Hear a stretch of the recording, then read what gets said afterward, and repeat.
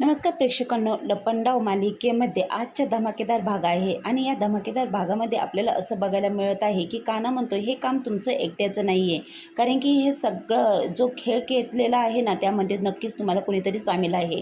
आता कोण आहे? तेव्हा मनस्विनी म्हणते घरचं. तर तो म्हणतो नाही, मी ओळखतो ना कोण आहे. आता मात्र मावशींवर मात्र त्याचा आता कानाची नजर आलेली आहे. आता मावशी गुन्हेगार आहे, या सगळ्यामध्ये मावशी सामीलदार आहे. तेव्हा मात्र अरे रे, मी हे नाही कधीच करणार, अशी मावशी ओरडायला लागते हॉस्पिटलमध्येच. ते कान्हा म्हणतो इथे हॉस्पिटल आहे, ओढू नका, हे सगळं तुम्ही साथीदार आहात, यांना तुम्ही केलेलं आहे. कारण की त्यावेळेस तुम्ही म्हणत होतात की दूध का दूध पाणी का पाणी होईल म्हणून, आणि सखीला खोलीत घेऊन गेलो त्यावेळेस कोंड, पण तुम्ही नक्कीच यामध्ये आहात. तेव्हा सिस्टर येतात की म्हणतात की हे हॉस्पिटल आहे, शांत बसा. आता सिस्टर जेव्हा असं बोलतात तेव्हा मावशी तिलाच ओरडते आणि मग मावशी म्हणते हे सगळं तू केलं आहे, या सगळ्यामध्ये त्या पुरीच्या पैशावर तुझाच डोळा आहे, म्हणून तू हे सगळं खेळ खेळत आहे. आम्ही नाही काही केलं, ती माझी नात आहे आणि तिच्याबद्दल मी असं कसं करू शकते, आणि तू माझ्यावर का आरोप करत आहे. आता मात्र इकडे मनस्विनी देखील म्हणते की हे सगळं तू केलं आणि आमच्यावर आरोप करतो. आता मावशी म्हणते की गोल गोल फिरवत आहे हा सखीच्या प्रॉपर्टीवर याची नजर आहे ना, त्यासाठी हा सगळं हे करत आहे. त्या पुरीला बेशुद्ध केलं, तिला धूर, तिच्या AC खराब केला, हे सगळं यानेच तर केलं. तेव्हा आता येथे कान्हा म्हणतो की शांत बसा, जरा ओढू नका, कारण की हे तर सत्य मी शोधून काढणारच आहे. आता कान्हा तिथे बघतो तो सरकार गायब झालेली असते. तेव्हा मात्र येथे परशू म्हणतो की ती आई आहे ना, नक्कीच देवाकडे प्रार्थना करण्यासाठी गेलेली आहे. तेव्हा आता कान्हाला काहीच कळत नाही. कान्हा म्हणतो कसली धुंदी, कसली पट्टी, तुम्ही तिला ओळखू शकत नाही, तुम्ही तुमच्या डोळ्यावर पट्टी बांधली आहे. तेव्हा आता येथे परशू म्हणतो की जा तू तरी देवाकडे प्रार्थना कर, काहीतरी जर तुला वाटत असेल ना लाज जरा, तर देवाकडे जाऊन प्रार्थना कर सखीसाठी.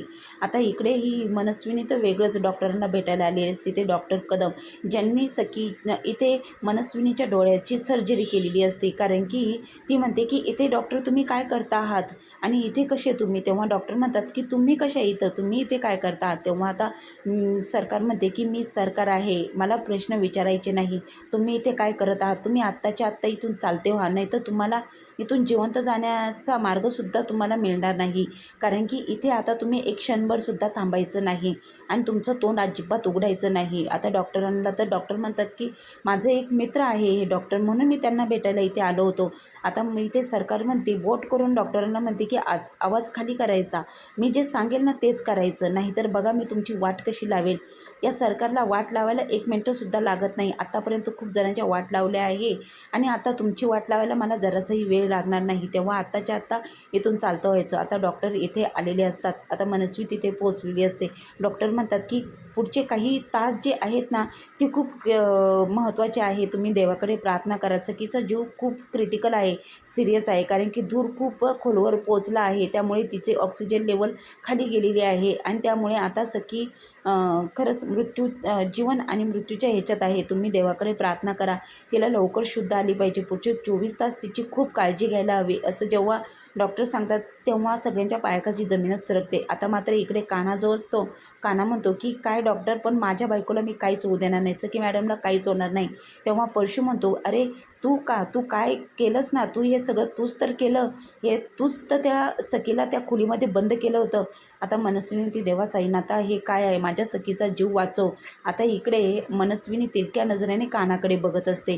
आता हे सगळं तिचं नाटक असतं, पण हे कानाला कळालेलं असतं. कान्हा म्हणतो मी सखीला काहीच होऊ देणार नाही, हे सगळं तुमचे जे नाटक चाललं आहे ना हे सगळं तुम्हीच केलेलं आहे, पण आता नाही. आता मात्र येथे गौतम काका म्हणतात की तेव्हा आता मनस्विनी म्हणते मी आज जाते, पण गौतम म्हणतो अजिबात जायचं नाही, इथेच बसायचं, कुणीही आज जायचं नाही. आपण जोपर्यंत सगळीला शुद्ध येत नाही ना तोपर्यंत आपण सगळेजण बाहेरच वाट बघूया, आत एकाने सुद्धा जायचं नाही. तेव्हा डॉक्टर म्हणतात हो, कारण की त्यांना आरामाची गरज आहे आणि सगळेजण तुम्ही इथे बाहेरच थांबा. आता मात्र येथे सगळे मावशी म्हणतात की ठीक आहे, आता देवाला प्रार्थना करूया आपण, सखी नातीसाठी मी देवाकडे प्रार्थना करणार आहे. तेव्हा आता मात्र येथे मावशी म्हणते कसं काय जमवलं गं हे सगळं, कसं तुला जमतं, कुठे गेली होती. आणि मग येथे ती आता मनस्विनीला विचारत असते. तेव्हा मनस्विनी म्हणते की हे सगळं तर आपणच केलेलं आहे, पण हा जो गौतम आहे ना याचा तो काहीच वाकडं करू शकत नाही, माझं त्याचाही काटा मी काढणारच आहे. कारण की येथे मावशी म्हणते की तो तुझा दीर जो आहे ना गौतम, त्याला संशय आलेला आहे तुझ्याबद्दल.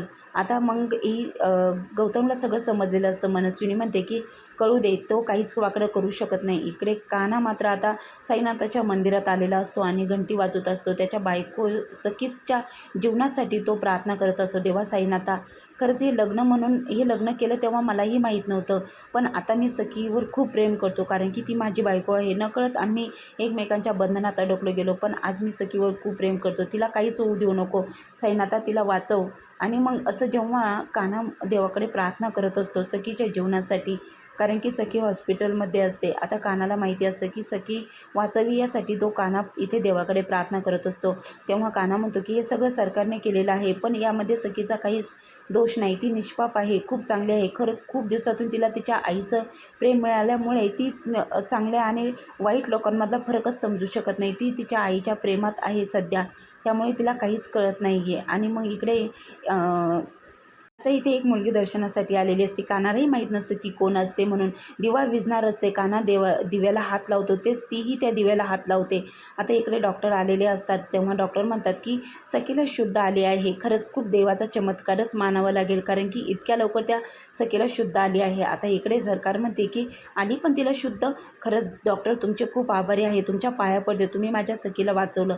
आता तिचं नाटक सुरू होतं, कारण की तिला असं वाटत असं की या सखीला शुद्धच कशी आली, कारण की सखी मेली पाहिजे होती असं तिच्या मनात असतं. पण आता सखी शुद्धीवर आलेली असते. आता मावशी आणि जी मनस्विनी असते यांना धक्काच बसलेला असतो. सखी या संकटातून सुद्धा सुखरूप बाहेर आलेली असते. आता इथे डॉक्टरांचे आभार मानते आणि म्हणते की मी सखीला भेटू शकते का. आणि मग इकडे मावशी म्हणते मलाही सखीला भेटायचं आहे. आता डॉक्टर म्हणतात की खूप गोंधळ करू नका, एक एक जाऊन तुम्ही सखीला भेटू शकतात. आता मात्र सखीला भेटण्याची परवानगी इथे सरकारला मिळालेली असते. डॉक्टर म्हणतात खरंच खूप डेंजर परिस्थितीतून आता ती बाहेर आलेली आहे. पण आता गौतम काहीच बोलत नाही, कारण की गौतम म्हणतो की डॉक्टर, तुमचे खूप खूप आभार, आमची सखी सुखरूप पुन्हा तिचा जीव वाचवला तुम्ही, त्याबद्दल तुमचे खूप खूप आभारी आहोत असे आता गौतम म्हणत असतो. आता मात्र सगळेजण म्हणत असतात की परशू काका आणि मीनाक्षी हे म्हणत असतात की वहिनी तुम्ही आतमध्ये भेटायला जा म्हणून. आता इथे गौतम परशूकडे मोबाईल मागत असतो, कारण की परशू म्हणतो नाही देणार, कारण की तुला त्या कबीरला बातमी पोचवायची आहे ना, सखी शुद्धीवर आली त्यासाठीच. आता इकडे जी मुलगी मंदिरात आलेली असते ती म्हणते की अरे खरंच तुम्ही ही प्रार्थना कुणासाठी करत होतात तुम्ही. तर येथे कान्हा म्हणतो माझी बायको हॉस्पिटलमध्ये ॲडमिट आहे आणि तिच्यासाठीच मी देवाकडे प्रार्थना करत होतो. तेव्हा आता ही म्हणते की मी तुम्हाला कुठेतरी पाहिल्यासारखं वाटत आहे, तुम्ही सखी, तेव्हा सखी कामत, तेव्हा आता ती म्हणते सखी कामतचे मिस्टर आहात का तुम्ही. तुमची टीव्हीवर ते सोशल मीडियावर बघितलं होतं, कारण की सना कधीच वेगळी होऊ शकत नाही, तुमची बायको सुखरूपच आहे. तेव्हा तुम्ही तिला ओळखता का, असा कान्हा म्हणतो. हो का नाही, मी ओळखते, तुमच्या खूप हे बघितलं आहे सोशल मीडियावरती असं ती सांगत असते.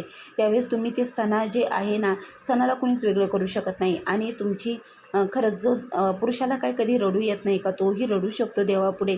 आणि मग ती रुमाल देते इथे कानाला डोळे पुसायला आणि मग म्हणते की तुमच्या बायकोला कधीच काही होऊ शकणार नाही, ती नक्की बरी होणार या साईनाथाच्या कृपेने. आता मात्र तेव्हा आता ती विचारते की हे हातामध्ये तुमचं नवीनच लग्न झालेलं दिसतंय.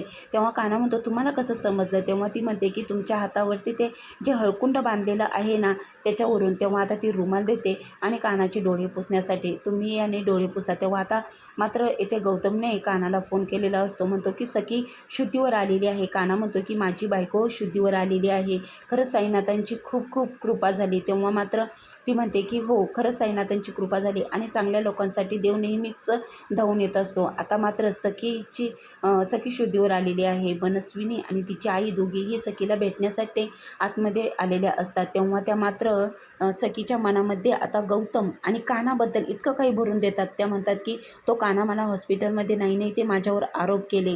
तेव्हा सखी म्हणते काय बोलला तो. तेव्हा मावशी म्हणते की हो ना, किती आरोप केले, घरीही सुद्धा त्याने खूप आरोप केले, तुलाच त्याने AC सुद्धा त्यानेच खराब केला होता. हे सगळं तो त्या गौतमच्या मदतीने करत आहे. मला आता कळतच नाही तो मुलगा का असं करत आहे. तुझा नवरा आहे ना, यावेळेस त्याने तुझ्यासोबत असायला हवं होतं, पण तो काय करता, त्याच्या पायात नुसता भवरा बांधलेला आहे, भवऱ्यासारखा नुसता फिरत असतो इकडे तिकडे. तेव्हा आता मनस्विनी रडत रडत सखीला सगळं सांगत असते, काय प्रकार घडला, तू बेशुद्ध झाली, त्यानंतर तुला हॉस्पिटलमध्ये आणलं, पण तो मला माझ्यावर संशय घेतो, मला बोलतो, मलाच या सगळ्याला जबाबदार ठरवत आहे, मी काय केलं केलेलं आहे, कारण की सखी तुझ्या प्रेमासाठी आणि तुझा प्रेम मला मिळावं त्यासाठी मी सगळं धडपड करत आहे, पण तो नाही ऐकत. तेव्हा मात्र इथे म्हणते की तुझा नवरा आहे ना तो. मावशी म्हणते की का गं, तो नवरा आहे, मग तुझा नवरा म्हणून त्यांनी तुझं कोणतं कर्तव्य त्यांनी पार पाडलं आहे? इथे नव्हताच तो, भौरीसारखा हिंडत असतो, आताही देखील इथे नाही आहे. आता त्याने इथे तुझ्याजवळ असायला हवं होतं ना, नवरा म्हणून सारखा मिरवत असतो, मग आता कुठे गेला तो? असं सखीचे आता कान मात्र यांनी दोघींनी भरवलेले आहे. कशाला घालते त्याच्या नावाचं मंगळसूत्र? तू या गळ्यामध्ये घालते ना, काढून टाके ते मंगळसूत्र. आता ही मावशी सखीच्या गळ्यामध्ये हात लावते आणि ते मंगळसूत्र तोडण्याचा प्रयत्न करत असते की त्याच्या नावाचं मंगळसूत्र सखी तू अजिबात घालू नको. पण काना तितक्यात आलेला आहे. आता कानाने मावशीचा हात पकडलेला आहे. तेव्हा काना म्हणतो, तुम्ही मोठे आहात, तुमच्या वयाचा आदर करतो म्हणून तुम्हाला आत्ता सोडत आहे. सखीच्या गळ्यापर्यंत जायचं काम करायचं नाही, तिच्या मंगळसूत्रापर्यंत जायचं काम करायचं नाही, नाहीतर चांगली गोष्ट होणार नाही. नंतर असा दिवस येईल ना, तुमच्या वयाचा सुद्धा मी आदर करणार नाही. एक दिवस तो नक्कीच येणार आहे, त्यावेळेस मी मग तुम्हाला दाखवणारच आहे. पण आता मात्र तुमच्या वयाचा मान सन्मान करतो, त्यामुळे तुम्हाला सोडत आहे. आता मात्र परत पुन्हा या मंगळसूत्राजवळ जाण्याचा प्रयत्नसुद्धा करू नका. असं करून तो आता इथे मावशीचा हात झिटकारून लावलेला असतो आणि सखीचं मंगळसूत्र मात्र कानाने वाचवलेलं असतं. तेव्हा आता सखी म्हणते की काय केलंस तू हे, आणि का करतो आहेस तू हे सगळं? तूच केलं ना, माझ्या गाडीचे ब्रेक फेल तूच केले आणि हे घरातला AC बंद पाडला की जेणेकरून माझा जीव गुदमरावा, त्यासाठी हे सगळं करतो आहे ना, आणि माझ्या आईला प्रत्येक वेळेस जबाबदार ठरवतो. का करतो आहेस हे सगळं?